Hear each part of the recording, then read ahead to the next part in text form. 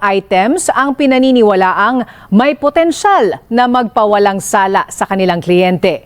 Nakatakdang simula ng confirmation of charges hearing sa February 23 hanggang 27 sa ICC headquarters sa The Hague, the Netherlands. Sa chamber noong Biyernes, sinabi ng Defense Lead Counsel na si Nicholas Kaufman na ang dagdag na items ay highly relevant o napakahalaga para sa depensa ni Duterte.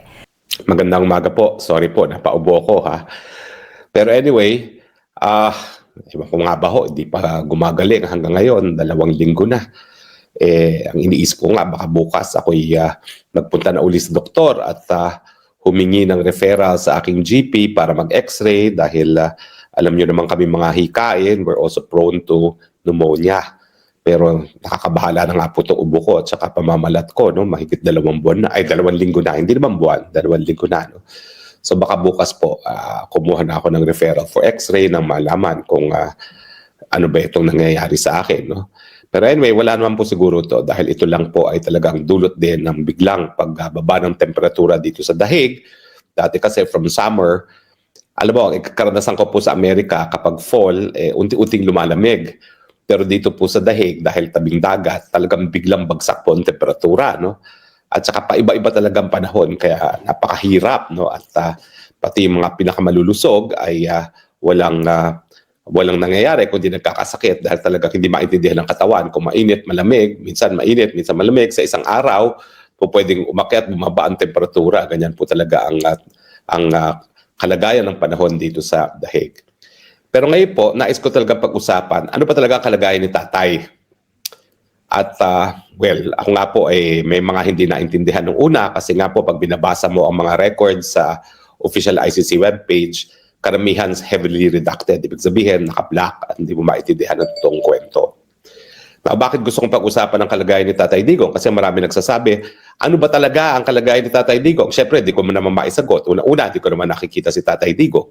Pangalawa, hindi naman ako doktor. Wala talaga akong alam. Pero ang punot dulo, sila ay naaabala sa kalagayan ni Tatay Digong kasi nga yung pag-postpone nung confirmation of charges dahil ang sinabi, at ito ko ay naging lilinawin ko, ito pala ay at the instance of Tatay Digong's lawyers. Na humingi ng postponement dahil meron talagang espesyalista na nagsabi na unfit to stand trial si Tatay Digong.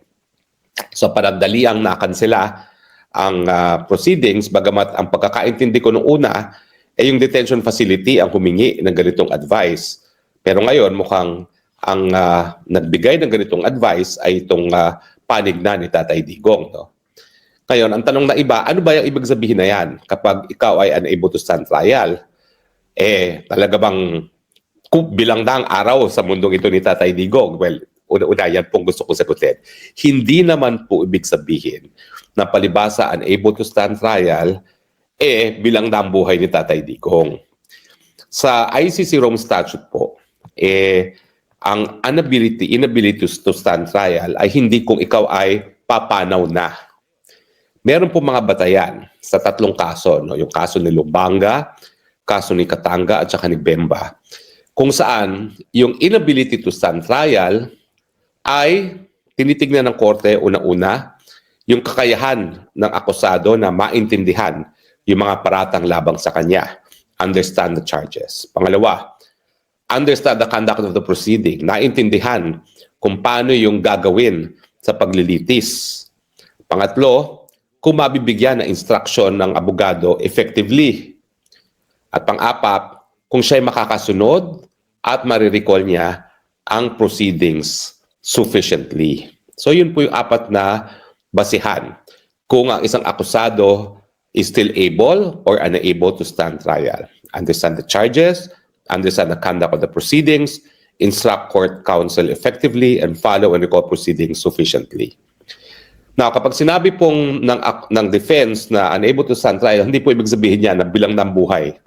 Hindi naman po. Ang sinasabi nila, meron ng kakulangan sa memorya, yung pag-recall ng mga bagay-bagay kung saan siya ay inaaksuhan, at saka siyempre, yung pagbibigay effectively ng instruction sa kanyang abogado kung paano siya dedepensahan. Kaya nga po, tayo sa Pilipinas, ang tawag natin dyan, limot-limot na mga matatanda. Kasi ako po, nag-alaga ako ng nanay, nag-alaga po ako ng isang tiya na nagpalaki rin sa amin na matandang dalaga na naging limot-limot. Ano ibig sabihin yan? Well, unang-una po talagang meron silang kakulangan sa memorya. Doon sa aking nanay at sa aking tiya, wala po silang naalala sa mga nangyari kailan lamang. Ang mga naalala nila ay yung mga pangyayaring matagal nang nakalipas. Now, ano ang tingin ko kay Tatay Digong? Well, alam niyo po, matagal din namang nanilbihan ako kay Tatay Digong. Nung siya'y presidente, sa tingin ko wala talaga problema si Tatay Digong. Pero matindi po talaga yung pagbago niya nung siya'y nawala na sa opisina. Siguro nga po nakaka-depress na nung una, ikaw presidente, lahat sinasamba ka, tapos all of a sudden, nakalimutan ka na, no? Pero napansin ko po kay Tatay Digong ay isang napansin ko rin doon sa aking nanay at saka tiya na inalagaan. Yung paulit-ulit na kwento. Okay? So, paulit-ulit na kwento. That's consistent po, no? Now, ano pa po ba yung pagkakaalam ko sa pagiging limot-limot na makakaapekto doon sa paglilitis? Well, kung ikaw kasi ay walang memory of recent events at ang memorya mo ay yung matagal ng mga panahon na nakalipas, hindi mo talaga alam kung paano mo madedepensa ng sarili mo kung ang mga paratang na inaakusa sa iyo bilang crimes against humanity ay nangyari in fairly recent history. At sa tingin ko naman, yung mga bagay-bagay na inaakusa nila kay Tatay Digong ay yung mga bagay na nangyari noong mga huling termino niya bilang isang mayor ng Davao. At siyempre, yung mga pagpapatay di umano na nangyari nung siya'y presidente na in connection with the drug war. So, ibig sabihin, lahat po ng mga bagay-bagay na inaakusa sa kanila na pagpapatay ay nangyari in recent history. Pagkakaalam ko po, sa karanasan lang, dahil ako yung nag-alaga, hindi naman po ako talaga dalubhasa, yun po yung apektado na tinatawag na cognitive deficiencies. Hindi mo na maalala yung mga nangyari in fairly recent history. Dahil ang buong buo nilang naalala ay yung mga nangyari nung bata pa sila. At syempre, di ba, kinukwento rin siya at saka yung mga dumadalaw dati na naalala nila na si Tatay Digong, naalala niya na naging mayor si VP Sara, to. Pero may mga pagkakataon din na may ilang mga kamag-anak na nagsabi na parang ang akala pa ni Tatay Digong ay mayor pa rin si VP Sara, no? At yun na nga po, no, consistent with yung nakita ko rin sa akin sariling magulang at napanood ko rin yung talumpati ni Mig Zubiri na parang may ganyang karanasan din ng kanyang ama, talagang hindi nakapagtataka po yan, hindi na naalala ni Tatay Digong na naging Vice President na nga si Inday Sara Duterte, no? So kaya nga kung hindi niya maalala na yung sarili niyang anak ay naging Vice President at hindi Mayor, syempre, yung mga inaakusa sa kanya na mga bagay-bagay na nangyari nung siya'y presidente, mahirap na rin niyang maalala yan. So paano nga naman siya makakadepensa ng kanyang sarili kung hindi na niya maalala yung mga pangyayari? So yan po yung sinasabing nila na cognitive, no, deficiencies. Unang-una yung memorya na nawawala kapag meron kang pagiging limot-limot, no? So, pero hindi po ibig sabihin niya na papanaw na siya, no? Pwede po na tama na yung sinasabi naman ng mga kamag-anak na bagamat pumayat talaga siya, mukha namang mas healthy siya. Kasi ang pagpapayat naman po, yan po talaga yung solusyon sa karamdaman ni Tatay Digong na diabetes, no? Dahil ako po ay diabetic din, ang palaging aim ng mga doktor ay ako ay magbawas ng timbang. Nang sa ganon, bumaba ang blood sugar, at pagbababa ang blood sugar, bababa din ang blood pressure. Now, ano pong ngayon ang mga susunod na hakbang? Well, ang depensa ang nagpresenta ng ebidensya na meron talagang impairment ang kanyang cognitive abilities. Sa tingin ko po, yan yung hindi maalala mga events at hindi na makapag-analyze ng depensa para sa kanyang sarili. Kasi yan naman po, hindi naman po manggagaling yan sa mga abogado eh. Ang depensa sa crimes against humanity is walang siste, walang plano overall na targetin ng mga sibilyan, knowing na ang tinatarget ay sibilyan, or yung widespread, yung malawakang pagpatay. Pero sa tingin ko, hindi naman nila talaga magagamit yung malawakan kasi 49 charges lang ang sinasabi nila. So talagang nakatutok sila dun sa systematic. Dyan po importante na dapat matinik pa yung pag-iisip mo para alam mo kung paano kontrahin kung di umano, ano yung mga ebidensya na nagkaroon talaga ng plano para patayin ng mga sibilyan dahil sila ay sibilyan. Talaga mahihirapan po talaga yan na ma-establish kung wala ka man lang kakayahan na maalala mga pangyayari, di ba? At kung wala na ikaw kakayahan na ipagtagni-tagni ang mga pangyayari para ipakita na wala talagang intensyon na pumatay ng sibilyan in the first place. So ngayon, anong gagawin ng hukuman? Well, panandalian, pinuspone ng confirmation of charges kasi nga gusto malaman ng hukuman kung totoo ba na hindi na sapat ang kanyang kakayahan na humarap sa paglilitis. Anong ngayon ang ginawa ng hukuman? Well, ang ginawa ng hukuman, unang-una, sinabihan yung medical director. Ano ba estado ni Tatay Digong? Kaya ba niyang humarap? Nagkaroon ng kasagutan yung doktor. Hindi po ako spesyalista. Hindi ko po kaya evaluate kung talagang kakayanin ng akusado na harapin ang mga paratang laban sa kanya. Kaya ang susunod, mag-a-appoint po ang hukuman ng eksperto na titingid sa kalagayan ni Tatay Digong at magbibigay ng advice sa hukuman kung kakayanin pa ni Tatay Digong harapin ang mga charges. Ulitin ko po 4 ang hinahanap na batayan ng korte at itong batayan nito ay intended nga para malaman kung naiintindihan pa ng akusado yung ano yung mga paratang sa kanya, kung naintindihan pa niya yung paano ginagawa ang proceedings, at syempre kung naintindihan pa niya kung anong ibig sabihin ng mga paratang at ang proseso na pinagdadaanan niya. So yun po yung mga batayan, no? Doon po sa case law na sinabi ko sa inyo. No? So aantayin po yan ng hukuman. Mag-a-appoint po yan ng mga eksperto para pag-aralan ng kalagayan ni Tatay Digong. Siguro po 2 yan, hindi lamang isa. At ang prosecution, kukuha rin ng sariling expert witness.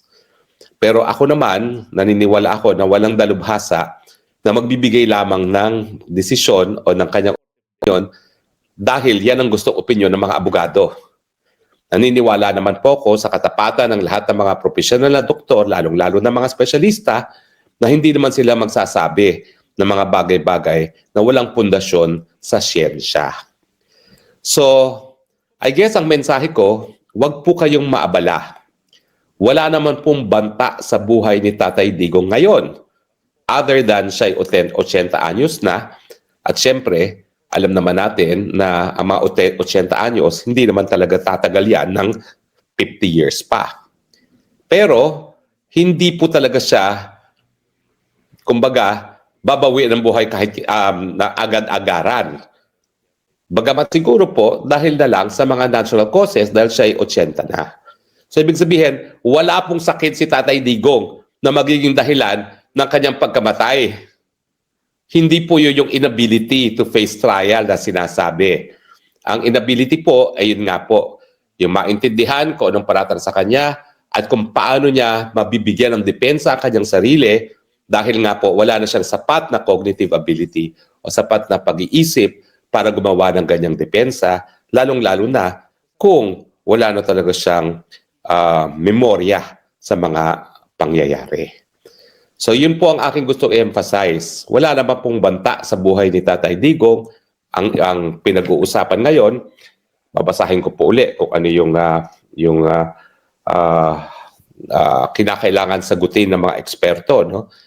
Yung kakayahan na maintindihan ng paratang laban sa kanya, yung kakayahan na maintindihan yung proseso, yung kakayahan na magbigay ng instruction kung paano siya didepensahan sa kanyang abogado, at saka yung kakayahan na sundan at maalala yung proseso sufficiently. At sa tingin ko nga, kung ang isang tao ay limot-limot, mahirapan talaga siya, lalong-lalo na yung pag-iintindi sa conduct ng proceedings, yung pagbibigay ng instruction sa counsel effectively. Kasi anong depensa ang gagamitin ng counsel? Lalong-lalo na ang mga counsels ay mga dayuhan. Wala naman silang alam talaga sa patakaran ni Tatay Digong bilang mayor at bilang presidente. Pero kung hindi makapagbigay ng ganyang instruction si Tatay Digong, yan ang ibig sabihin na unable to stand trial siya. So, humupa po kayo. Wala naman pong banta doon sa buhay ni Tatay Digong. Ang tinitignan lang kung meron siyang sapat na kakayahan na magkaroon ng tamang depensa at sapat na depensa para harapin ang mga paratang sa kanya. Siguro that's how I can explain it. Okay? So yung dalawang decision po ng hukuman lately is, yun na nga, no? Yung una, sinabi ng ICC mismo na yung doktor na hindi siya kwalipikado na magbigay ng opinyon doon sa hinihingi ng korte na opinyon kung kaya bang humarap sa paglilitis si Tatay Digong, at ang rekomendasyon ay kumuha ng opinyon sa mga eksperto. Okay? At ang pangalawang development ay, yun na nga po, no?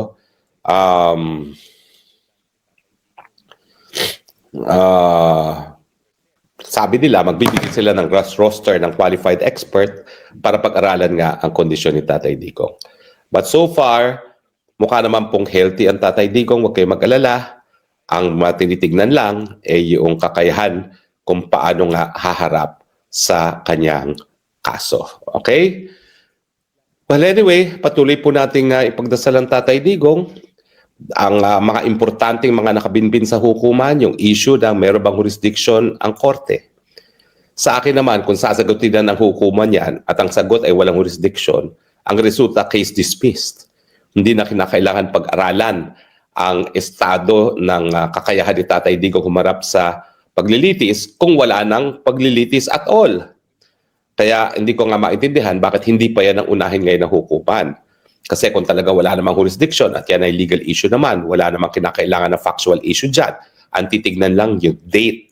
Kasi ang sabi ng Rome Statute, kinakailangan sa loob ng 1 taon matapos magbitiw ang isang bansa, masimulan yung proseso sa hukuman. Pagsisimula ng proseso sa hukuman ay yung tinatawag na paghingi ng abiso ng prosecution sa pretrial chamber para magsimula nga ng preliminary investigation. So madali lang po yan. Yung leave ba para magsimula ng preliminary investigation was done within 1 year or outside of 1 year. Dahil kung yan po ay outside of 1 year, wala na po talagang kaso. Well, posible pong maging issue din kung kailan magsisimula at magtatapos yung 1 year. Meron kasing preliminary examination na gawain lamang ng prosecutor. Walang kahit anong involvement ng hukuman. Yung Rome Statute, yung pagbanggit ng 1 taon, may kinalaman sa jurisdiction ng hukuman. So, kung ang sinasabi na covered by the 1-year period ay yung preliminary examination na gawain ng prosecutor alone, nasaan yung partisipasyon ng hukuman dyan? Wala naman. Ang pinakauna kasing pagkakataon na may partisipasyon ng hukuman doon nga sa paghingi ng go signal para magkaroon ng preliminary investigation. So yan lang siguro po ang magiging legal issue sa jurisdiction. Kaya nga po mas mabuti, dapat siguro maresolbahan na yan at wala na pong hadlang para maresolba yan. Dahil kahit ano man ang desisyon ng hukuman pagdating sa jurisdiction, sigurado ako aapila yan. Kung yan ay pabor kay Tatay Digong, aapila yan ng prosecution. Kung yan naman ay pabor sa prosecution, aapila naman yan ng kampo ni Tatay Digong. Pero kapag kasi wala ng jurisdiction, baliwala na yung issue kung kaya ba niya humarap sa paglilitis, kasi kung walang jurisdiction, wala ng paglilitis to speak of. So sana maresolba yan. Sana maresolba kaagad yung interim release dahil importante po na mailabas na si Tatay Digong dyan sa kulungan. At least pag wala siya sa kulungan, makakakain siya ng taba kasi makakakain siya ng pagkain Pilipino, ng bulad. Dyan po sa kulungan, pareho pong kinain namin sa refugee camp. Alam niyo ba kung hindi mainit na pagkain na kinakain dyan? Lahat kasi ng pinapakain ng gobyerno ng Holland, kinikater. Hindi po yan naka-hot plate. Yan po ay microwavable food. So ang binibigay na rasyon sa lahat, whether be it refugee center o sa detention facility, ay yung nakaselyadong microwavable food na ilalagay mo sa microwave. Hindi ko po alam kung marunong nang gumamit ng microwave si Tatay Digong, pero siguro naman tinutulungan siya ng mga gwardiya niya kung paano iinit yung pagkain na yan. No?